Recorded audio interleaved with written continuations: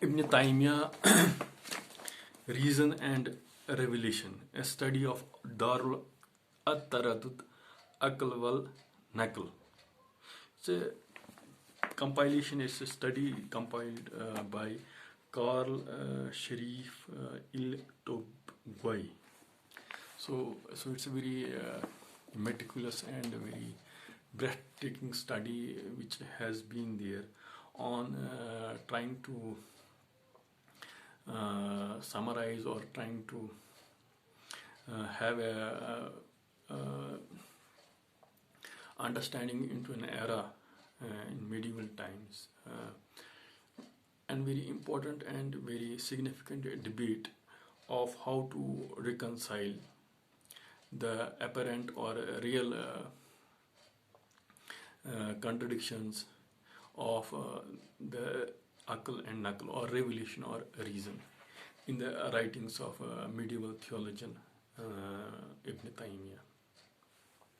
The way I want to locate this study is basically I have my primal material of I try to summarize or whatever that is in this very study, and there are a couple of other sources, the sources of Wail ibn Halq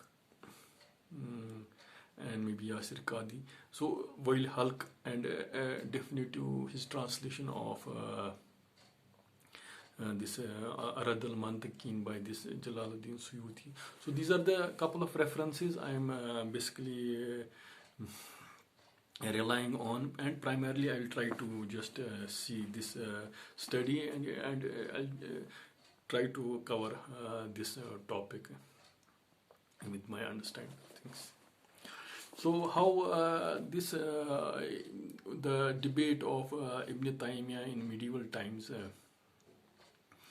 So how we have to locate or how we have to see Ibn Taymiyyah is that in those interesting and tumultuous times, so we have to see the pre-Taymiyan era or period, and have some brief overview of some historical context, how we can finally appreciate how Ibn Taymiyyah tried to reconcile the contradictions between reason and revelation.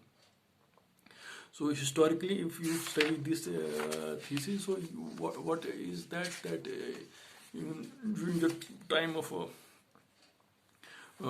prophethood, or during the time of Prophet Muhammad Sallallahu Alaihi Wasallam, so after maybe 100 years of maybe 50, 60, 80 years or so, when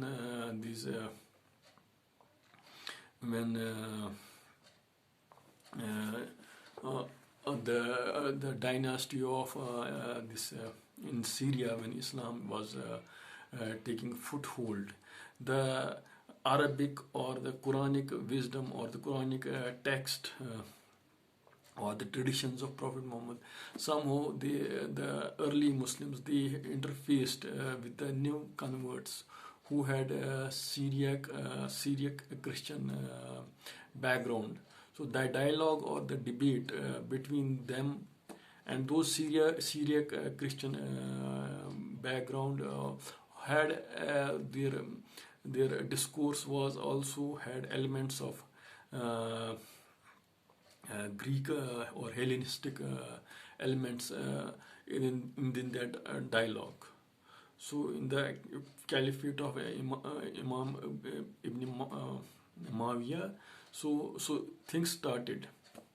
So before the process of translation or transliteration of 100 or 200 years in Baitul Hikmah in the Abbasid period, so the roots or the gems or the, I would not say apparent discord, I would say in the first way trying to assimilate a dialogue or trying to make a sense of different streams of thought, somehow trying to intermingle in a form where the raw and zealous early converts of Islamic empire, so Islamic civilization, how they interface uh, with the older civilizations, or the older empires, whose roots or whose thought process included not only Christian and these elements, Jewish elements, but also having Hellenistic or Greek roots, and everything was somewhat not in a very clean, so it was somewhat intertwined in a manner which was left for later theologians or later philosophers to somehow analyze, formalize, dissect, and just debate in the later centuries. So, if before Ibn Taymiyyah, so you have to see how the Quran, Quranic wisdom, how hadith was after 80 years after Tabi'in came, after the collection of hadith or tradition is a later development, but the living, what I should say, tradition of how the people just assimilated prophetic wisdom in some in a tradition, which was later codified by different madahibs or schools or jurists, and in the form of various what I should say, schools of jurisprudence, which included the Shafi, the Maliki, the Hanbali, and the Hanafi school of jurisprudence. So here the slight digression is that the Hanafi jurisprudence, it had a small, it was influenced very much by the syllogistic reasoning or analogical reasoning, which had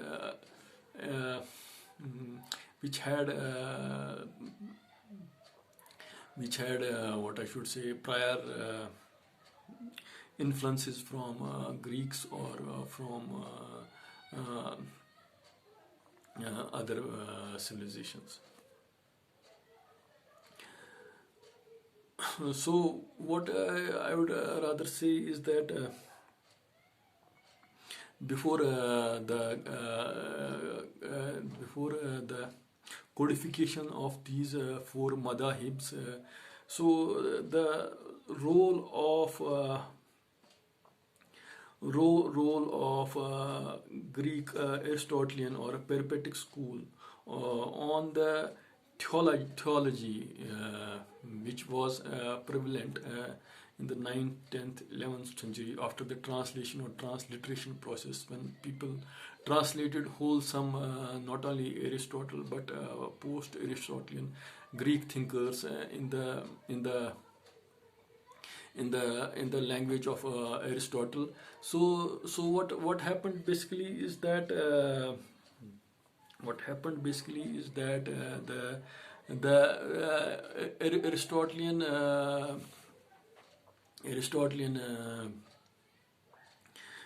syllogistic reasoning and analysis somehow had its effect on Muslim jurists, who tried to codify the strict syllogistic understanding or Aristotelian way of logicizing things in a certain way. Not only that, there were philosophers, you can say, the influence of Greeks was not in Muslim schools, so it was primarily Aristotle. And the other scholars like Plato and the skeptics, the Stoics, the Epicureans, they have been, by quirk of fate or whatever reasons, not been translated in bulk, but primarily how the Aristotelian, the other Greek scholarship is somehow absorbed in the Aristotelian reasoning in a very subtle, in an indirect manner. So this is one part of it. The other part of it, connecting to this part of it is that the philosophical schools or the philosophers, which included Stoics, skeptics, so they also had an influence, indirect influence on this whole range of how the theologians tried to have a rational theology or rational metaphysics, by which they could not only codify these different madahibs, but how they could see Quran, wisdom, the tradition of Sunnah, and you can see the debates of how the people call Ahl al-Rai. So how if people not only relied on Quran, they relied on the traditions, prophetic traditions or words, wisdom, they also relied on the wisdom of the scholarship or people who could infer things from that body, from that primal sources. And within the Muslim scholarship, there was this thing that what should take precedence. So, in case of a contradiction or in case of a confusion, so what should we take? The inferences from Quran and Hadith, or the weak texts which were available as not Quran as sources. So people from Imam Shafi, Imam Malik, and they had different opinions to it. So this all can be seen how the Greek scholarship, how the Aristotelian or peripeatic school, Aristotelian school, and how logic and the translation and transliteration which was there in the early 9th after Abbasid period, 10th century for 200 years, how things got assimilated, there was a churning, and how it produced new madahibs or new schools. And the pertinent among them is the school of kalam theology, which is normally very much thing.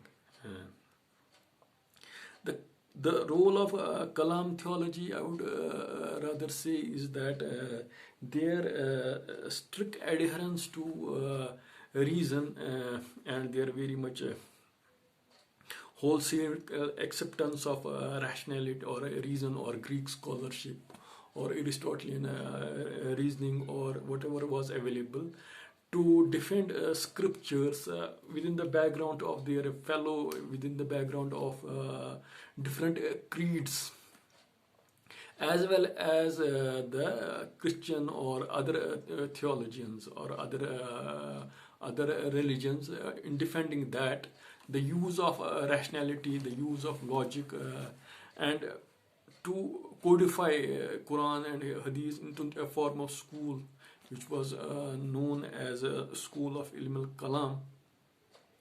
So it produced a lot of discomfort, and in that process of discomfort, not only discomfort, it produced major two schools. One is the school of mutazalites, and another is the later development is the school of ashriates. So the kalam theology, which had an how the Quran and the wisdom, how the Quranic and the prophetic wisdom, how it interfaced with the logic and the philosophy. So these things influenced the things in a manner which later had a significant influence on how the later schools of ashrites and what I should say mutazalites somehow arrived on the scene. And the problem with mutazalites, so there comes another debate, the debate of how in Quranic wisdom, how you try to perceive God, the sifat or the adjectives, how so he is great, he is kind, he is powerful, he is high, he is living. So the sifat of Allah, and the debate was, or the debate of this, whether the Quran is created or uncreated word of God. So in this very background, or in these very debates, the mutazalite introduced a very in a very circuitous manner, or in a very complicated theorization. They had a complicated and complex theorization. So they not only were able to defend that the Quranic wisdom and the prophetic wisdom is rational in its essence, but they could also defend things against maybe the Christianity, or maybe the medieval theologians, or their fellow madahibs whom they did not agree to. In the process, sometimes the conclusions would, in the eyes of some of the thinkers, in the some of the theologians, contradict the basic tenets of Islam, basic tenets of Quran. Pertinent to mention is the way ibne Tayemya also tries to, in the later stage, how he tries to critique them also. So this is one. So you can have, now then there are a series of maybe thinkers. So this is mutazalites, and then you can have a later stage. There's a huge scope how the mutazalite tradition was in. It was not it was a rational people from ashriate. Then it gave to, through a series of developments, to a theology which tried to deride the mutazalite theology in terms of rational speculative theology. It was a theology, but it was rational theology, but it was a speculative and speculative rational theology, and whose foundations could be on the principles of faith. They were. It was not considered. It was the point of criticism of the other theologians from different schools of thought, particularly the schools of theology of ashrites. So in the school of ashrites, there's a huge people who have how people from mutazalites to ashrites, and how theologians like Imam Ahmad bin Hanbal, and how the debate, how it is this process is. These debates they went for centuries, and you can see the decipher that even the theologians or the the transition from the dominance of this from kalam theology to mutazalites to ashrites. So it's a slow and gradual process. So there were in between many theologians who were partly, you can say, they were sometimes mutazalites, having some portions or some maybe some of the some ideological sympathy, or not, or some part of their ideology or theology was somehow taken or from the ashrites, and some of them from mutazalites, and some from kalam theology, some from falasifa. So these so how you made transition from, so in the meantime, so there were major what I should say, watersheds or major figures who summarized the developments from ashrites to from kalam theology to mutazalite theology to this ashrite theology, and the particular point which I would rather say is that the role of ashrite theology was in initial stages. It was partly as a rebellion against the total rationalized or the logicization part of that theology. So it was a sort of a repellence or for against those very things. So the prevalent debates of these things were there. But you can say that the Ashrite theology has different strands, and it did not totally despise of rationality or logic in its essence, in its totality. So here comes the figure, there are major figures. So before before I'll touch upon how ashriate philosophy came out, which Ibn Sina, Ibn Tayemya tried to somehow deal with or engage with. So there comes the figures of people like Farabi and Ibn Sina. So people like Farabi and Ibn Sina. So Ibn Sina and Farabi. So later the Farabi had the arguments of linguistics, logic, grammar, and Ibn Sina had the arguments of philosophy, the arguments of so his own philosophical arguments. So these figures have been significant in trying to, in how the ashrites not only attacked or these ashrite philosophers and theologians, which included Imam Ghazali, they tried to critique or had a dialogue with Ibn Sina on the various ideas of how God or how universe is there, or how the existence of God, or how the Zat and Sifat of Allah, how they are somehow, how we can we perceive them or not, or the existence of universe, how it is having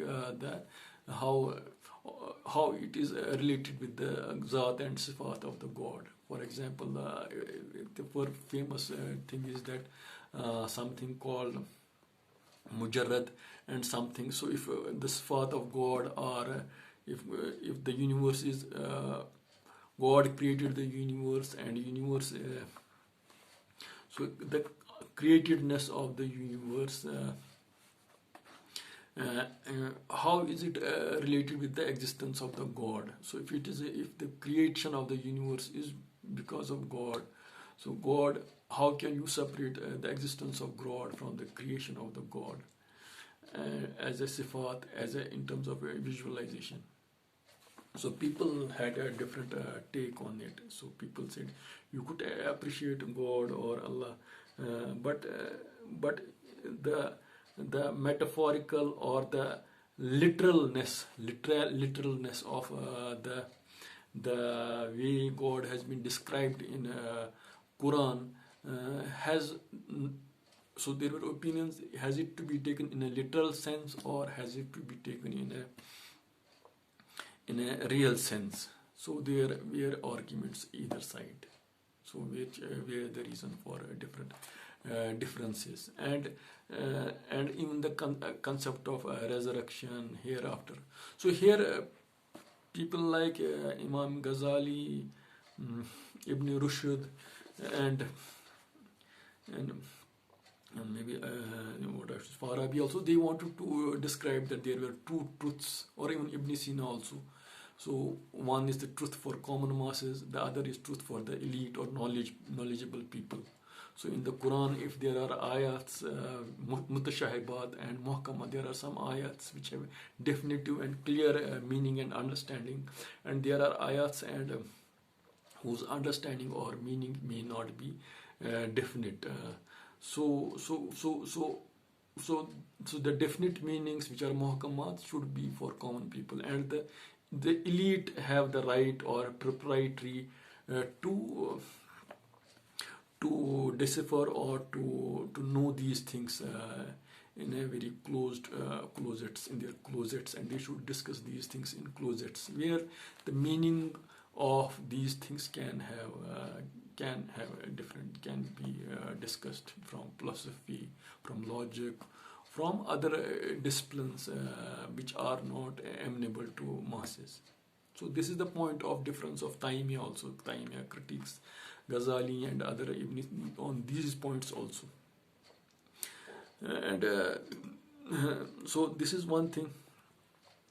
So Imam Ghazali, Ibn Sina, Farabi. So now comes, so after these Ibn Sina, and now comes the Ghazali. Ghazali is considered a very watershed person in the sense that he is considered hujjat. His arguments of trying to show the inability or the inability of reason or rationality to really inability of reason or rationality to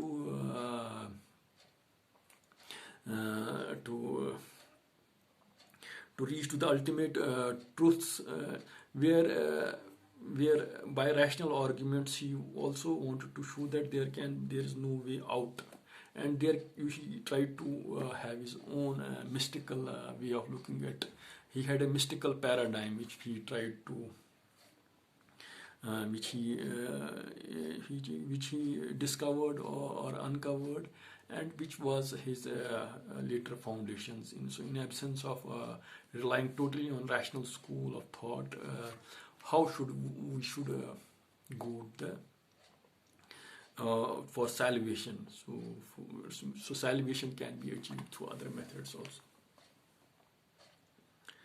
So the arguments of grammarians, the arguments of jurisprudence, the arguments of logic, philosophy, jurisprudence. So these were all somehow they had so it was all in some unified way. The philosophers, the metaphysicians, the logicians, the grammarians, the logicians. So and the dialogue with the Greeks, the peripeatics, the kalam theologians, and this was all of this culminated to the end. The point I'm reaching now to Imam Razi. So Imam Razi is post Imam Ghazali. So he somehow codified not ashriate theology. He codified a rationalized ashriate theology in a manner which could be said to be it was a climax of the ashriate theology of that times. And maybe preceding this thing is that how maybe even though Ghazali had won over, but you can say that ibne Rushud point by point critique Imam Ghazali on refutation of philosophy. But on these things like khasa and amam, how the truths of elite and truths of common people are different, he also maybe covered on that very thing. And the one critique of ibne Rushd of Imam Ghazali was somehow he divulged certain unsaid truths which ought not to have been divulged to the common people, to the masses. So which was problem. So this all debate ultimately, because I'm trying to reach to point where ibne Tayemya, how to see the background, how ibne Tayemya viewed all of these schools or scholarship within this background.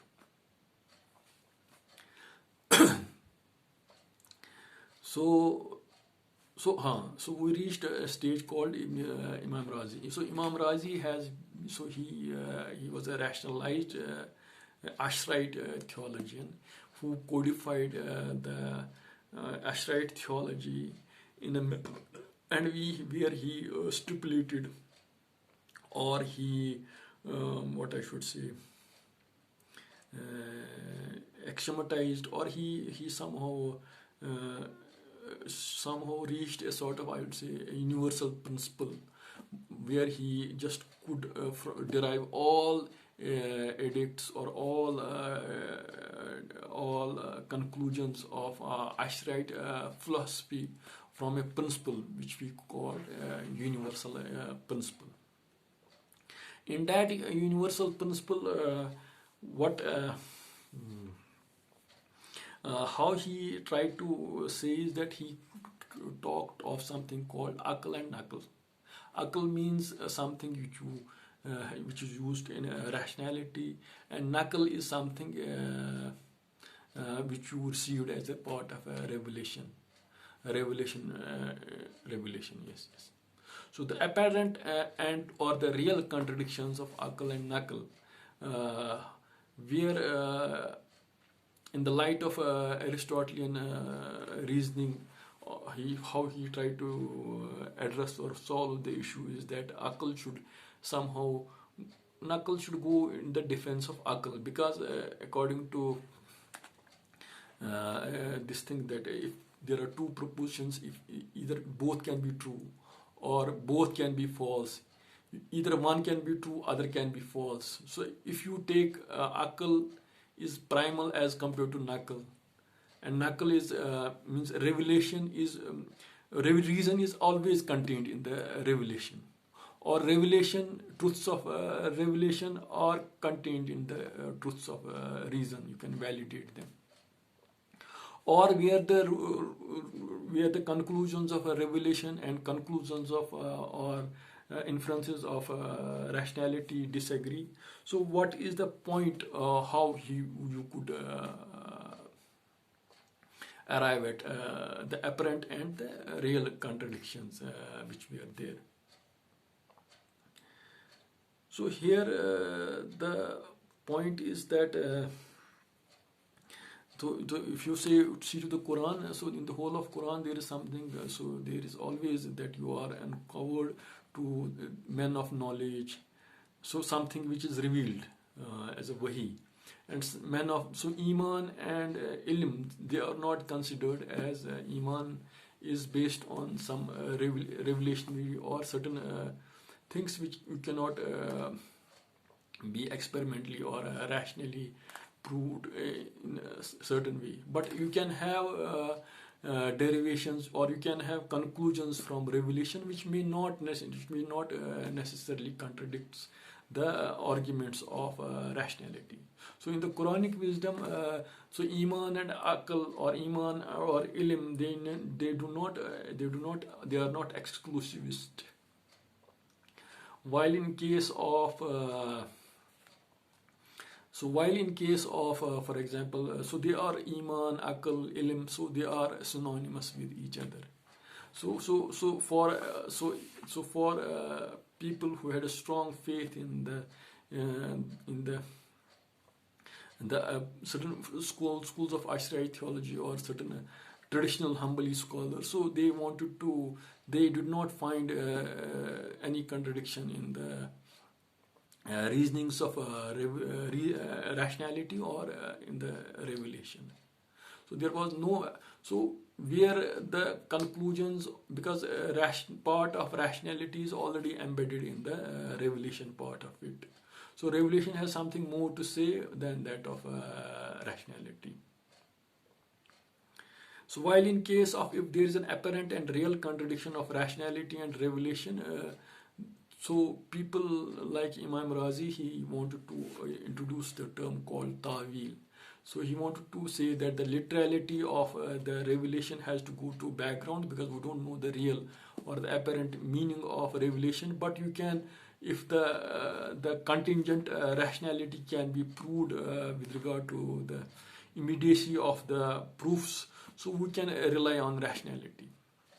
So now whatever I have said is, it's all the stage I am been setting for how ibne Tayemya comes.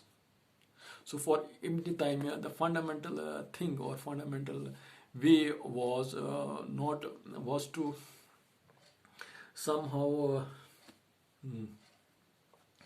defend revelation against and see there that there is no point of trying to make apparent or real contradiction between the rationality or revelation. So rationality is already contained in the subset of revelation, and all the ta'wilats or all the contradictions. So in the process, what ibne Tayemya did not rely on the debates of, for example, he did not rely primarily on the debates of he did not rely primarily on the debates of these mutazalites, or even kalam theologians, and even what I should say, ashrites. So he, even Ibn Sina, Farabi. So he not only he moved he through all the available literature, but he also went to the original sources of Aristotle, Proclus, the Greek philosophers, the logician Aristotelian logic, and in or Platonic doctrines, where he tried to surf through all the arguments and tried to give his defense of revelation, or his against not reason, because apparently it looks that it's that revelation, he is defending revelation against reason. No, for him, as compared to his previous philosophers like Imam Razi, where sometimes they could find the reason and revelation at crossroads or at loggerheads, or they disagree sometimes. So for him, that the basic argumentation has been that reason and revelation are basically somehow they are not contradictory. So reason and revelation are not contradictory. They are synonymous. There is no apparent or real contradiction in his scheme of writings, or in his. So for that, what he went to the original. So he did not critique ashrites. He wanted to, in his own writings, he went to the kalam element in the he went to the roots, the kalam arguments in the ashrite theology. So even though the various twists and turns in the ashrite theology, which went for centuries, so various theologians, what had remained in the debris when we dismantle something, when ashrite theologians we are having debate with kalam theologians or mutazalites, what was left, somehow the penetration of Ibn Tayemya was in terms of literature to basically get the thread of the arguments basically to those kalam theologians and to those actually these mutazalites, and then to tracing it to Greeks, tracing it to Aristotle, and trying to pinpoint where is the problem, whether the problem is in syllogistic understanding, whether the problem is from how we understand logic and linguistics, and how we can rescue things, not only critiquing the Ibn Sina, the ashrites, the mutazalites, but also even the indirect influence of maybe Ibn Sina and Farabi, but also the influences of Greek and peripeatic school, or the school of Aristotle, and basically trying to defend rationality, revelation, in a sense that apparently where you wanted to say that he proved in the next lecture. I'll try to see how we try to do it, to show that the apparent or the real contradiction of rationality with revelation, in an involuted way, he tried to show by the rules of reasoning the rational arguments cannot be, they don't hold ground. So he did not directly make a dialogue with the reason, revelationary statements, or with the rationality. So the point where rational arguments or rationality or logic had apparent or real contradictions with the revelation, there he went to specifics of those rational arguments which were taken by, which were codified by this Imam Razi and different kalam theologians. So he took them bit by bit and tried to resurrect rationalized arguments by which those arguments were left inadequate. So the revelation part of it, the critique on revelation was left intact, unscathed. I would rather say. So the Ibn Taymiyyah as such did not primarily have the way. For example, one of the critiques of Ibn Taymiyyah regarding Imam Ghazali was that he countered falsehood with falsehood. For example, if he wanted to show that, for example, rationality as such is inadequate in comparison to revelation, or it has some problems, and he went to speculative, he went to mysticism. So the solution of one thing was left with something which Ibn Taymiyyah also critiqued. He was not comfortable with mystics. He was not comfortable with the Sufis, or he was not comfortable with the alternate scheme which Imam Ghazali wanted. So he had not problem with if rationality has problem. He wanted to show that rationality is in itself inadequate, but this doesn't mean that rationality as such has to be replaced by mysticism or something else. He wanted to show rationality as such, it has its limits, but it had a symbiosis with the the aspects of revelation in a significant manner. So that was his point. So maybe personally, there maybe the thing is that maybe Ibn Taymiyyah, apart from his in the literature, you can say that he was a polarizing figure. Maybe so here I'm not talking. So maybe he might be very tough and hard, and he was not he was harsh against his opponents, people who did not have different schools of opponents. So he had a tumultuous life, but a very struggling life. But somehow the point is that he had a tenacity to